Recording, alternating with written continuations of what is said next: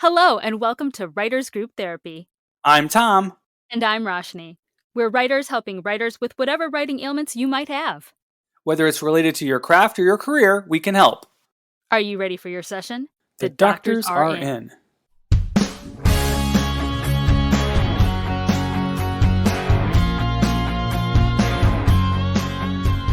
Lauryn, thanks for coming on the podcast. Thanks for having me. It must be pretty exciting for you. You're the big rollout of Fresh on Hulu is happening or happened by the time tomorrow. By the time we publish this, it'll be right. There we go. A while ago. But we love talking to writers who have come up through the ranks and done what you've done, and now you're everyone's talking about this movie. It's fantastic. So give us a quick behind the scenes. What was the journey from you started writing shorts and assisting Adam McKay? He worked on projects like The Other Guys and Step Brothers, to having your own feature film produced and bought at Sundance by Hulu. This sounds like an amazing, 10-year overnight success kind of story? I mean, probably. Well, yeah, I guess it's been around 10 years. Yeah. I started basically working in reality TV. Knew I wanted to kind of write. By a amazing string of events, I was introduced to someone that was at the UCB Upright Citizens Brigade Theater, and befriended them through like a reality show that I was working on. And when it was time for Adam McKay to get an assistant for Step Brothers, he like interviewed me and we like clicked and hit it off. And I'd never assisted a director before. And it was sort of the beginning of that journey. And Funny or Die, which is a comedy website, but I think it's quite different now, was just starting. It was just starting. So it was kind of coming up there, learning about directing, learning about writing, and also like getting to make short form comedy and getting to make stuff immediately where there was equipment and things right at your fingertips. So that was really exciting to be able to just like dive into and make something and put it up on the website. And so from there, I just kind of started writing longer stuff. And I finally sort of wrote a TV show, and I didn't really know how to do it, and I didn't know the structure, and I just sort of wrote it. But at the end of the day, I think it really is about your story and your voice. And that was like, when I look at it now, like the structure is a mess, but Adam eventually gave me notes, and he was like, no, this is really good. Like, you could sell this. You could actually get signed off this. And it ended up being the thing that got me signed, and it like sold. I mean, nothing, it didn't get made or anything. It was like sold to MTV back in the day, but that was kind of the beginning of my journey. And then I just kind of realized like, whoa, can I do this full time? Am I like, I still think I'm faking it, but now I think after 10 years, but yeah, so I just, sold some TV shows. I sold like a big movie that kind of was like at the moment, sort of, I went from like assistant to, screenwriter overnight, which was like a shocking moment back 10 years ago. And then, yeah, it's been mostly comedy, but the journey's been exciting, and now kind of took a little left turn and tried something totally different with Fresh. Yeah, so talking about totally different. Yeah, I think people will love this movie because it's so different. It does not conform to typical genres and typical, structures. So I was floored by it. I was like really knocked off kilter, because it's really different. Yeah. How did it come about? Let's go back to how you came about with the idea and how you developed it, and at what point did you get involved with the producers and the director? So I wrote it on spec, and I just always wanted to kind of, I was like, I want to try a horror movie, but I want to do it in a way that is still entertaining. Like, you're not sitting in the darkness the entire time, even if it is a heavy-handed subject.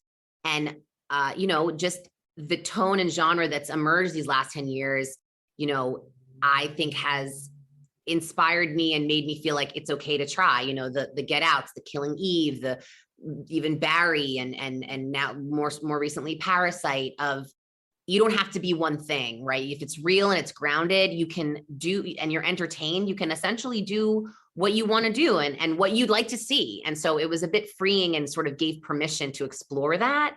And then I kind of just went from there and kind of wrote it, as crazy and shocking as I felt in the moment. And so I wrote the spec, and then I brought it to Adam McKay and Kevin Messick, who run Hyper Object. And I was like, I want you guys to read this first. And I sort of have an unspoken first look, I trust those guys. And I didn't tell them anything about it. I just said, it's different and it's not going to be what you expect. And that was the most fun. So they were like, what the hell? Like, when they first read it, it was like the best reaction of not ever expecting something like that from me. So yeah, I said that a couple times while I watched it. Oh, good. And then Mimi Cave, the director, how did you get connected with her and how was that experience? So yeah, we were, looking for a director, and so a friend of a friend had mentioned, or a friend had mentioned Mimi, and so she had come in and read the script and really responded to it, and brought a lookbook and had like such a clear vision. And it was like the first time it was me and the other two producers that, when she presented her take and her feelings on it and her lookbook, it was like when she left, we were just like, yes, like she gets it. She's not trying to change it. She's trying to figure out the perfect way to elevate it and make this tone and this mash of genres like really work. And she truly understood what we were trying to do and was like really ready to elevate that, and is an amazing collaborator and extended on the vision, elevated the vision in ways I could have never dreamed. Cool. Is there anything that you wrote that didn't make it on the screen? There are scenes, in the beginning that I kind of figured would end up getting cut of just the female experience, right? Out in the dating world, out in the world, out in, when someone knocks on your door at night, you for some reason, I'm immediately scared. I'm like, why are you knocking on my door? Like, what? It's a murderer. It's for sure a murderer. And I think a lot of women feel that way. So there was a scene like that she just like her neighbor's bringing the mail, and she's just like, and it's just scary. Like you look, why wouldn't you text me? Why wouldn't you call? And I think there are moments like that maybe became a little bit repetitive. Like you understood her plight and her situation, and you don't want to like beat it over the head, so certain things like that in the female experience in the beginning, and, certain things just for time that you realize aren't as important. There was more dating between Noah and Steve in the beginning that I think you just need to have enough and you need to trust and kind of go from there. That's kind of what in particular comes to mind. Okay. Well, the story starts off with what you could almost call a rom-com, maybe a dark comedy even. And then it takes that drastic turn. I mean, was it always planned that way? Was it written to literally be that much of a twist? I mean, if you didn't read the description of it, which I'll be honest, I didn't read the logline before I saw it. I saw a little bit of it and I thought, this is some kind of rom-com about a woman who goes to the grocery store and meets somebody or something like that. Yeah. And so I started watching it and I'm like, oh, this is cute. And then wham, it's like 30 minutes in, it's like, what am I watching? Yeah. And it was such a visceral experience. Like life is like that though, because life can be going along pretty mundane or something nice happens and then twist and you have to react. Totally. It was always written like that, in my mind. And I think if you watch it again, or even if you watch it the first time, there's like a slight sense of unease, like there in her world and in her life, right? In her dating world, in a woman's experience, there's like little drops of like hints, but it's really, for the most part, you're like, this is nice. They're getting to know each other and he's funny and this is cool. And I think that was always the idea, because I think as the audience, you want to feel Noah's situation and be like, yeah, I would trust him too. He seems pretty great, in a lot of ways. And like and it's really kind of talking about like when to trust a person, when to let your guard down, when is someone really being themselves. And I think toying with that was always the idea before like abruptly pulling out the rug from underneath you. Yeah, you really did. That was amazing. Oh, thanks. I have trouble with horror films in general because I like my monsters to be monsters, not to be people. I find those are the most disturbing horror movies. It's when it's a person being horrible to another person. Have you ever experienced anything like that? Is there anything real in your life? Not to any of those extents, but I think a lot of women have had, from microaggressions to really terrible situations that they've found themselves in. I've definitely run the gamut in the dating world from, unwelcomed touches in a bar to just like mean men on dates, whether it's afterward or beforehand, or, as far as the switch of like, okay, you're not into me, like now I'm going to be like kind of really mean and just cruel. So, nothing anywhere close to the extent of that, but I think that it exists and it's there. But I've luckily never really had anything that's good. terrible like that. We're going to take a quick break to talk about another writer's podcast, The Writer's Toolkit, and then we'll be back with more of our interview. The Writer's Toolkit podcast with Paul Kalburgi. In the first season, I sit down with veteran Hollywood screenwriters and playwrights working in the West End and on Broadway. I find out how and where they like to work and the writing journeys behind some of their best-known works. So if you write for stage or screen, join us for inspiring conversations about the writing life, as well as tips and ideas for maintaining a healthy writing practice. The Writer's Toolkit podcast. Yeah, and writing a villain who's starts off like a really nice guy, that has been something that's been difficult for me as a writer. Is like, how do you write that really hard scene? How did you approach that? Like, I want to be too nice to my villain almost. Like, I don't want them to be, writing horrible things is hard. Yeah. And he's charming, right? So to me, it was like a sense of like he has rationalized in some sense what he's doing. And he thinks it's okay. Like he's trying to make it okay. And there's like this weird gaslighting and like manipulation of like in that first sort of basement scene of like, this is what it is. And like, I'm sorry. And it's more about like how the audience and how Noah is reacting to it. But he's just kind of thinking like, this is the new situation and I'm telling you the truth. And this is just what it's going to be like. And I think there's something inherently scarier about that, about the calmness of how scary and psychotic he is. That wasn't that difficult to write. But there are those moments where he has to sort of show the evil and it comes out in a more drastic, scary way. Yeah, it's different from the kind of villain who you say that the cliche of the villain is the hero of his own story. I don't feel that he is the hero of his own story. I think he is the villain of his own story. Interesting. And he accepts that because, and this goes to the larger story, is that there is a subculture or quote unquote like industry around what he's doing. So, and that brings on another question is like, is there more story to this? Because he is a provider of a service to wealthy individuals who are into a particular thing. Right. I mean, again, it was inspired by just the darkness of the uber wealthy in my mind, as far as that world goes. And I think I have backstories that helped sort of influence where I was going and certain places. But yeah, he is the villain, but he also is like, well, there's more people like me. And I'm just doing a service that I'm able to do well. And that is his talent. And so the rationalization of like, it's not just him. And there's like a whole world that is part of this is also, I think, his way of like making it seem sort of okay, even though he's like, I guess you're right, sort of come to peace with the fact of who he is.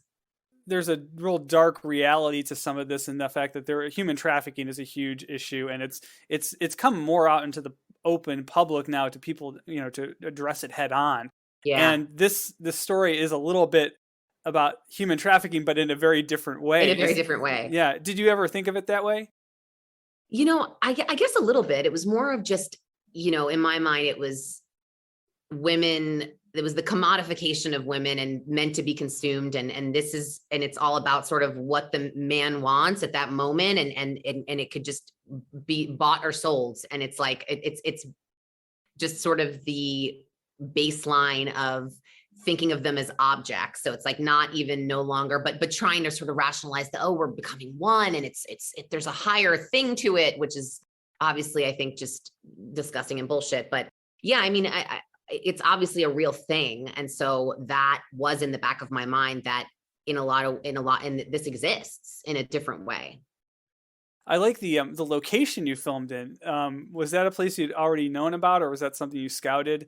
As far as like his home? Yeah, that home with like the kind of labyrinth like, rooms and the concrete and the prison-like feel to what seemed like a very nice house, but had this I dark. think it was such a collaboration, right? So when I initially wrote it, it was like, this house I wrote it as like this house in the middle of the woods, clean lines, bachelor pad, surrounded by trees, feels a little out of place in its like modern vibe. But you go in and it has sort of like a manly warmth to it. And I wanted the upstairs to be like, you could tell there was wealth there, but it's like, it's nicely decorated and it feels like very unassuming, but very nice. And then this sort of bottom layer hides beneath. But then it was really once Mimi came on and once Jennifer, our production designer, came on, it was really, what does that look like? What does that feel like?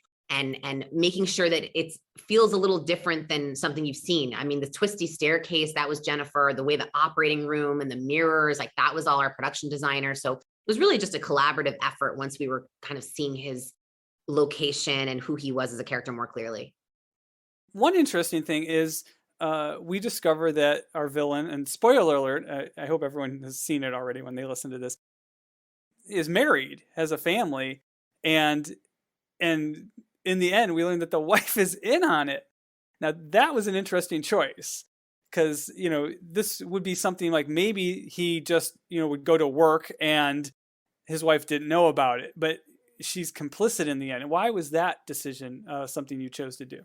So I think like with Anne, it's, you keep it a little open-ended of like who she represents and who she is. But in my mind, if he was doing this and this was his world for many years, it would be almost impossible for her to not know. And so if she does know and she wants the white picket fences and she wants the 2 kids and she wants that like appearance of a perfect life, who was she before, and I think we hint at that with a little, I don't know. I mean, I guess people are watching that have already seen it, but when she sort of takes off her leg, you realize just layers are being peeled back about who she is and who she represents.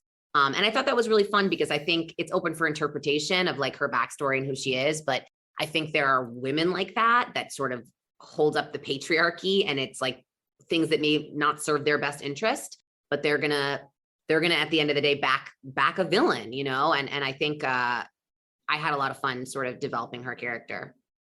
Yeah, and she was brilliant because it was so unexpected.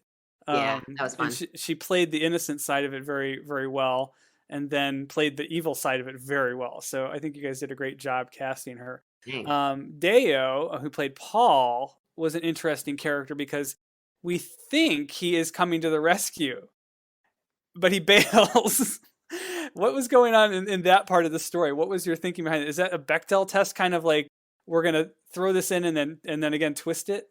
To me, in a lot of ways, like Dio represents the audience, right? He is the person and the rational person that is going to do, like, if this really, really happened, is going to do what you would really do if you heard gunshots in the middle of the woods and you didn't exactly know where you were or what was there. Like, he doesn't know for sure that Molly's there or any of that.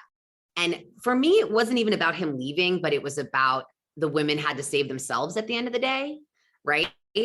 And so there couldn't be any knight in shining armor. And so for me, we kind of came to that scene in a different way. And it's really about answering that the women have to save themselves. And Dio is a normal person. Like he's a normal person put in a situation like that. And so to me, he's the audience and he's doing exactly what we would actually do.